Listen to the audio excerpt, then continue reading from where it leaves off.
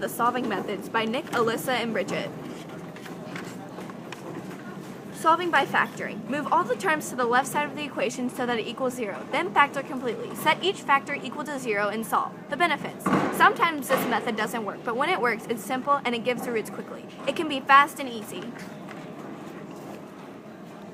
Example of the factoring method. 4x squared plus 7x equals 2. You have to subtract 2 from each side to set the equation to 0. Then you'll find the factors of a times c, which would be negative 8, and then that sum to b, which is 7.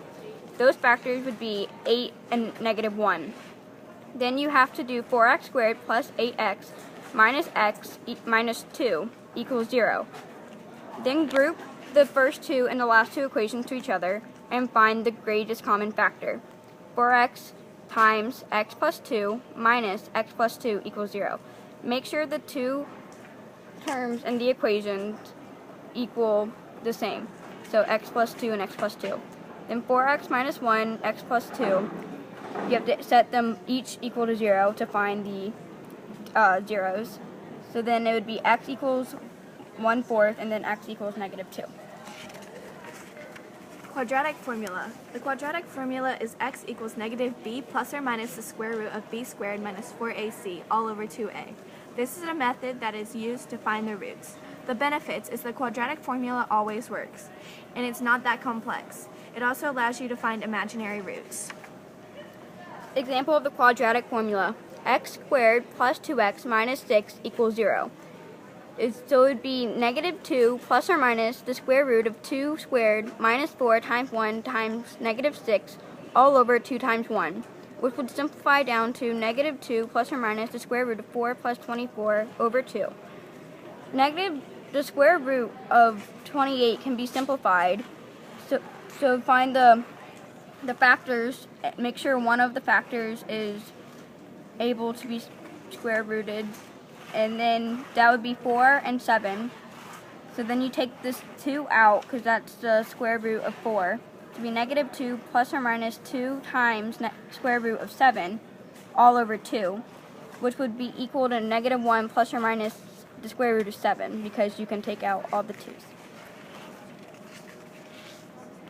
Graphing methods. You enter the function into the calculator in y equals and then hit graph.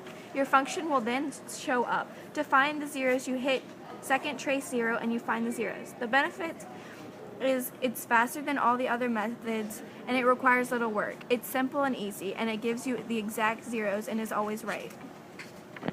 So now we're going to show you how to graph on a calculator.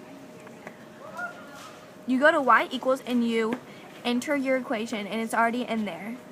And then you're going to hit graph and your function will show up. Then you hit second trace 0. Then you go left bound, enter, right bound, enter, and then you don't guess, you just hit enter again, and your 0 is negative 6. And then you do that for the other side to find the other 0.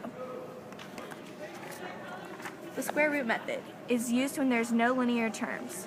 The benefits is you can use this to find imaginary roots.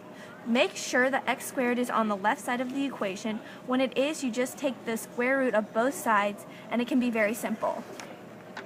The example of the square root method. Negative 3x squared minus 9 equals 0. So then you have to bring the negative 9 over, so then you can square root it. So it would be plus 9 on both sides, and then it will come out to be negative 3x squared equals 9.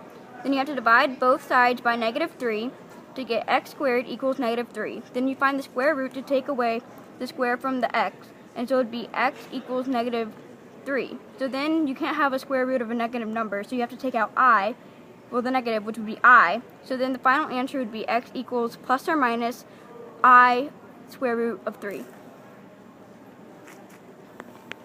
Thanks for watching.